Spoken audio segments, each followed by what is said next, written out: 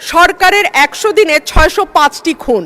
এই সরকারের সফলতার ৫০% দায় অর্থ এবং স্বরাষ্ট্রমন্ত্রীর উপর নির্ভর করে। মাননীয় স্পিকার, কেন যেন অপ্রিয় বিষয়গুলো আমার ভাগেই আসে। গতকাল টিআইবি একটি রিপোর্ট দিয়েছে, সেই রিপোর্টে বলা হচ্ছে সরকারের ১০০ দিনে ৬০৫টি খুন। আমি আশা করেছিলাম মাননীয় স্বরাষ্ট্রমন্ত্রী আজকে এখানে উপস্থিত থাকবেন, কিন্তু আমি সামনে তাকিয়ে দেখলাম মাননীয় স্বরাষ্ট্রমন্ত্রীর আসনটি খালি, অর্থাৎ তিনি উপস্থিত নাই। কি আর করা, তার অনুপস্থিতিতেই বলি। সরকারের প্রথম ১০০ দিনে দেশে হত্যা, অপহরণ সহ বিভিন্ন অপরাধে উদ্বেগজনক হারে ঘটেছে বলে দাবি করছে ট্রান্সপারেন্সি ইন্টারন্যাশনাল বাংলাদেশ।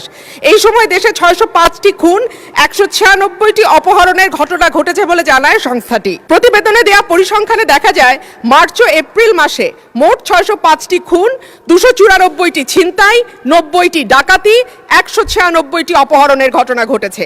একই সময় পুলিশের উপর হামলার ঘটনা ঘটেছে ১২৯টি, চুরির ঘটনা ২২১৪টি। এছাড়া নারী ও শিশু নির্যাতনের ঘটনা ছিল ৩৪৯৬টি। আলোচিত সময় ধর্ষণের শিকার হয়েছে ৭৮ থেকে ১০২ জন, গণধর্ষণের শিকার ৩০ থেকে ৩৬ এবং ধর্ষণের শিকার শিশুর সংখ্যা ৪৯ থেকে ৭১ জন। মাননীয় স্পিকার, আমাদের এই পরিসংখ্যানটি স্পষ্ট করে দেয় বাংলাদেশে গত ৩ মাসে আইন শৃঙ্খলা পরিস্থিতির অবস্থা কি। আমি বলেছিলাম যে এই সরকারের অর্থনীতি এবং আইন শৃঙ্খলা, এই দুটো বিষয়ে যারা মন্ত্রণালয়ের দায়িত্বে আছেন তাদের উপরে নির্ভর করবে ৫০% এবং বাকি ৫০% অন্যান্য মন্ত্রণালয়ের উপরে, যে এই সরকারটি কতটুকু সফল বা ব্যর্থ হবে।